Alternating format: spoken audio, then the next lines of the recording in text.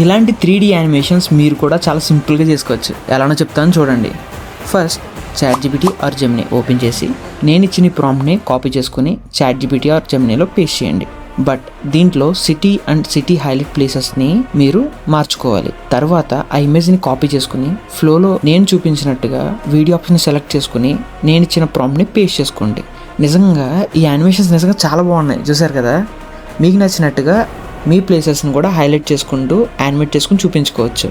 ఈరోజు పీజీలో ఫుడ్ చెత్తలా ఉంటుంది అనుకున్నా పర్లేదు, బాగుంది. సర్లే, నేను ఆఫీస్కి వెళ్ళి వస్తా, మళ్ళీ కలుద్దాం.